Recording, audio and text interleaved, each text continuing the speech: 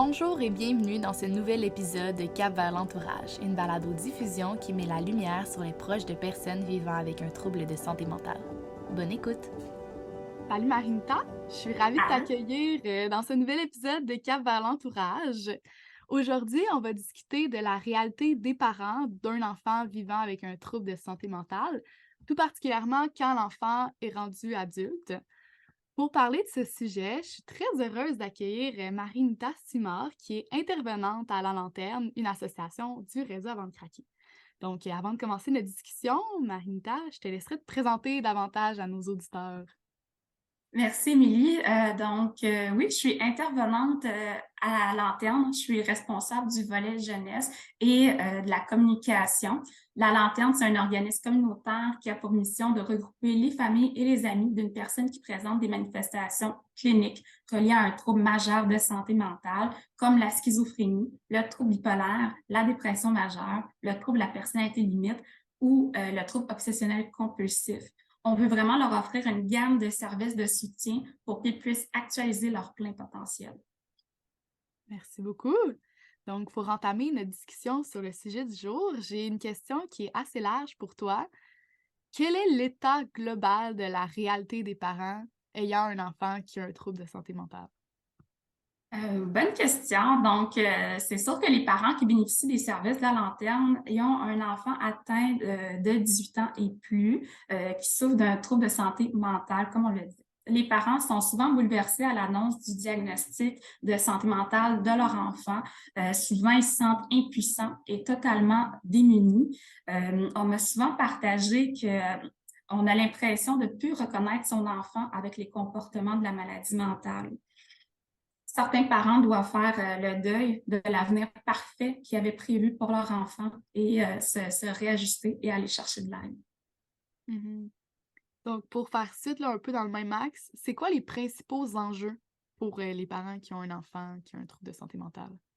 Oui, en fait, les défis sont nombreux pour un parent qui a un enfant atteint d'un trouble de santé mentale.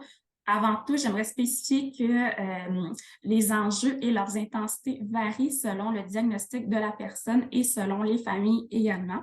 En général, en plus de la maladie mentale, il peut y avoir de la consommation chez l'enfant atteint. On appelle aussi cela l'automédication. Donc, la personne souffre et souhaite diminuer sa souffrance par la prise de drogue ou d'alcool. Par contre, la consommation apporte des conséquences nuisibles à la personne aux prises avec un trouble de santé mentale, comme par exemple, ça peut amener l'augmentation des symptômes psychotiques, comme avoir des hallucinations. Donc, c'est fortement déconseillé. Aussi, un autre enjeu, c'est l'enjeu judiciaire. Certains parents doivent puiser dans leur énergie pour entamer des démarches juridiques pour faire reconnaître par la Cour les comportements de leur enfant reliés à la maladie mentale, que ça représente un danger pour lui-même ou pour autrui.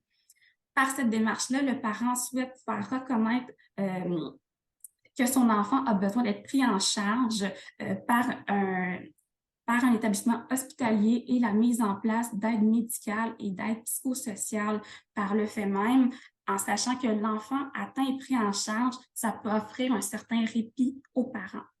Cette démarche-là, qui est très, très, très exigeante, souvent n'a pas le résultat souhaité. Donc, le parent se retrouve seul à devoir aider son enfant atteint à jouer le rôle de soignant avec la prise de médication, à jouer le rôle de psychologue, à écouter son enfant, que parfois il y a des symptômes dépressifs, parfois il y a des suicidaires.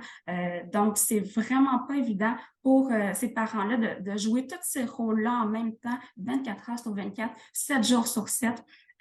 Les parents ne sont pas formés pour jouer ce rôle-là. En fait, personne ne serait capable de faire tout ça en même temps pendant aussi longtemps. Si les enfants atteints ne reçoivent pas d'aide, c'est les parents qui vont se retrouver épuisés.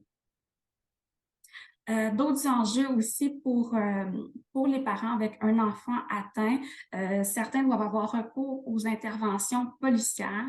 Certains parents doivent également vivre avec la réalité de leur enfant atteint en prison.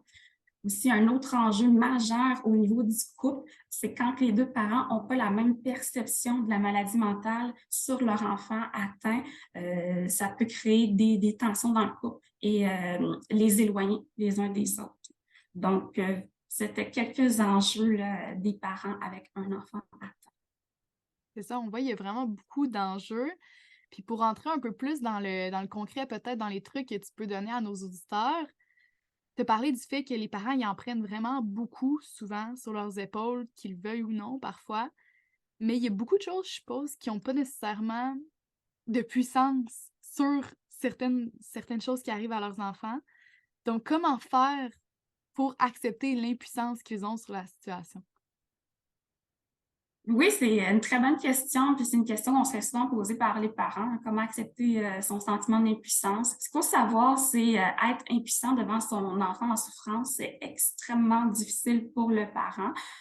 Pour les aider à la lanterne, on leur rappelle qu'ils ne sont pas responsables de la maladie mentale de leur enfant, que malgré tous les efforts qu'ils font pour améliorer la situation de leur enfant atteint, certaines choses ne dépendent pas de leur contrôle. En acceptant son sentiment d'impuissance, ce n'est pas faire manque de volonté. Au contraire, accepter qu'on ne puisse pas avoir de pouvoir sur tout, ça nous permet d'identifier sur quoi on a du pouvoir et de se mettre en action par rapport à ça. Comme par exemple, on a du pouvoir sur le fait d'aller chercher de l'aide, de s'informer sur les différents symptômes de la maladie mentale. On a du pouvoir sur le fait de prendre soin de notre propre santé mentale. Donc, c'est normal de se sentir impuissant parfois, mais il faut aussi se rappeler que la situation nous fait vivre un sentiment d'impuissance est temporaire, que l'état de son enfant peut s'améliorer s'il décide de demander de l'aide et d'appliquer les conseils de son équipe traitante. Donc, c'est les petits conseils qu'on donne aux parents pour les aider à traverser une phase là, quand ils se sentent impuissants. On entend beaucoup parler de limites, même nous au réseau, souvent on dit de mettre ses limites, mais concrètement, comment est-ce qu'on peut se mettre des limites? Ah, c'est plus facile à dire qu'à faire, mais pour se mettre des limites, on propose aux parents d'établir un contrat d'entente en nommant clairement les comportements que le parent trouve inacceptables chez son enfant atteint. Puis on dit aussi, peu importe si le comportement résulte de la maladie mentale ou non, on va aller le nommer. Donc, on va identifier les comportements qui sont inacceptables et pour chaque comportement inacceptable, on va établir une conséquence qui va être reliée à ça. Une fois cet exercice-là complété, on va présenter le contrat d'entente à la personne atteinte pour le mettre au courant des conséquences qui devront être appliquées si son comportement inacceptable se reproduit. C'est déjà un gros bout justement de faire comme ces contrats-là, de reconnaître les limites qu'on veut établir, mais comment les faire concrètement respecter ces limites-là par son enfant, puis comment respecter soi-même ses propres limites? Oui, c'est vraiment ça, en fait, c'est qu'une fois les conséquences établies, on présente à la personne, puis on l'avise qu'il faudra appliquer les conséquences si le comportement se reproduit. Par exemple, si l'enfant est avisé qu'il est interdit de consommer de la drogue à la maison, et qui est avisé de la conséquence, c'est tu devras quitter si tu consommes à nouveau de la drogue à la maison. Et malgré ça, donc l'enfant est au courant de la limite, est au courant de la conséquence. Et si malgré ça, il reconsomme à la maison, là, il va vraiment falloir que le parent applique la conséquence et demande à l'enfant de quitter la maison. Appliquer les conséquences de nos limites, c'est vraiment pas facile, mais c'est super important de le faire, sans quoi on perd toute la crédibilité par rapport à l'enfant. Donc, c'est vraiment de choisir des conséquences qu'on est capable d'appliquer comme parent, puis si la limite est transgressée, d'appliquer la conséquence jusqu'au bout. Toujours très lié au sujet, mais un peu sur un autre axe. Comment arriver à responsabiliser son enfant par rapport à ses actions? Oui, oui, bonne question. Il faut se rappeler que malgré la maladie mentale de son enfant, celui-ci reste responsable de ses gestes et de ses choix. Donc, si la personne est capable de faire des choix et de poser des actions, il est aussi capable d'assumer les conséquences qui en découlent. C'est important de responsabiliser son enfant atteint le plus tôt possible parce que si c'est toujours le parent qui répare les dégâts derrière son enfant, bien, la personne atteinte, ce qu'elle retient, c'est que ses gestes, ses actions n'ont pas de conséquences, ce qui est totalement faux. Puis aussi, à force de toujours prendre la responsabilité de son enfant atteint, ça peut avoir des conséquences négatives pour le parent. Par exemple, si le parent il décide de toujours payer le loyer de son enfant atteint, mais à court, moyen, long terme, ça peut avoir de très grandes conséquences financières sur le parent. Mais oui, c'est sûr. Puis lié justement à tout ce sujet-là sur les limites, sur la responsabilisation, je me demande comment bien réagir au refus de son enfant de prendre sa médication. C'est une autre question qui nous est souvent posée. En fait, on suggère aux parents d'engager la conversation avec son enfant pour mettre des mots sur le refus. Hein, on sait que toute personne a le droit d'accepter ou de refuser un traitement, mais on peut essayer de comprendre la décision de son enfant en ayant une conversation avec lui. Euh, mais il faut quand même respecter le choix de la personne si elle décide de rester en refus. Par contre, si le fait que la personne ne prenne pas sa médication entraîne des comportements qui sont totalement inacceptables dans la maison familiale ou a un impact négatif sur l'ambiance dans la maison, il faut mettre des limites, puis il faut mettre des conséquences. Comme parents, on a le devoir de préserver l'équilibre psychologique et physique tout en conservant le lien de confiance avec la personne atteinte. Justement, ça arrive des situations qui dégénèrent ou simplement qui prennent différentes proportions. Je pense qu'il ne faut pas l'ignorer, comme tu le soulignes. Ouais. Dans l'éventualité qu'un parent doit faire, par exemple, hospitaliser de force son enfant, je me doute qu'il doit y avoir beaucoup de sentiments de culpabilité, de trahison dans l'air. Donc, comment gérer justement ce sentiment de trahison envers son enfant? Mhm. Quand on est en situation de crise, que la personne est désorganisée, comme parent, des fois, il faut prendre des décisions qui sont extrêmement difficiles, comme avoir recours aux interventions policières, faire hospitaliser son enfant contre son gré. Puis, pour diminuer ce sentiment de culpabilité-là, on se rappelle que en tant que parent, on fait ce qu'on pense qui est le mieux pour notre enfant, pour qu'il y ait mieux éventuellement. Euh, on se rappelle que certains comportements de la maladie mentale peuvent altérer le jugement de la personne sur le moment. Donc, comme quand on est parent d'un jeune enfant, qu'on doit prendre des décisions à sa place, ben, c'est un peu ce qui nous amène à faire quand on traverse une situation de crise. Par la suite, quand la situation de crise est passée, on peut reprendre avec l'enfant atteint, puis expliquer notre décision, expliquer pourquoi on a dû faire cette démarche-là.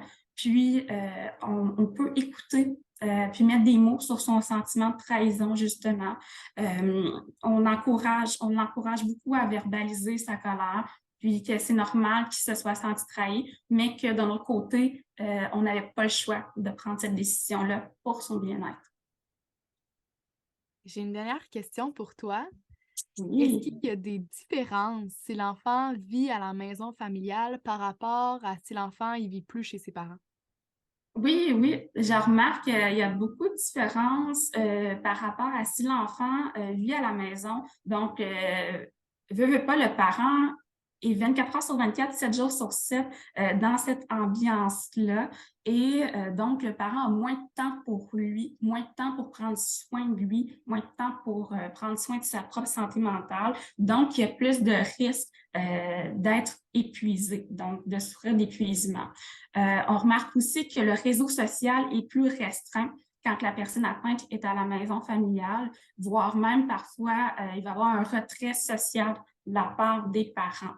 Euh, Parfois, l'ambiance de la maison peut être tendue, il peut y avoir la création de tensions entre les autres membres qui vivent à la maison familiale aussi. Il peut aussi avoir une ambiance de peur quand la personne est désorganisée. Quand l'enfant ne vit pas à la maison familiale, et puis que chacun a leur chez-soi, ça établit une certaine distance physique, mais aussi émotionnelle, ce qui permet aux parents de prendre un certain recul par rapport à la situation. Ça lui laisse le temps, donc, de choisir les moments où il se sent disposé pour rendre visite à son enfant atteint, puis à évaluer aussi son niveau d'implication dans la vie de son enfant atteint. Donc, il y a moins de risque d'épuisement quand l'enfant atteint ne vit pas à la maison familiale que si l'enfant atteint vit dans la maison familiale. Donc, et avant de conclure, aurais-tu un mot à dire aux parents d'enfants vivant avec un trouble de santé mentale qui nous écoutent aujourd'hui?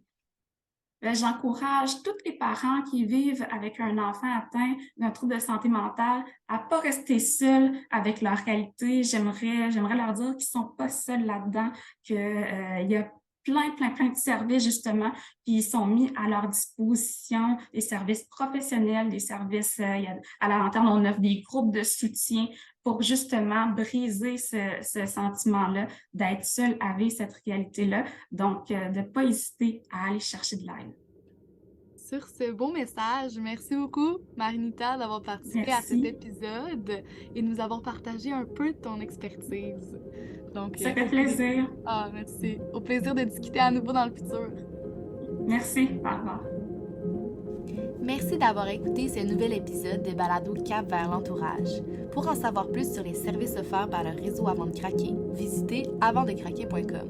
Vous pouvez également suivre le réseau Avant de craquer sur les différents réseaux sociaux au @avantdecraquer. Parlez-en autour de vous. Envoyez-nous vos commentaires. Ensemble, mettons la lumière sur les membres de l'entourage et brisons les préjugés entourant la maladie mentale.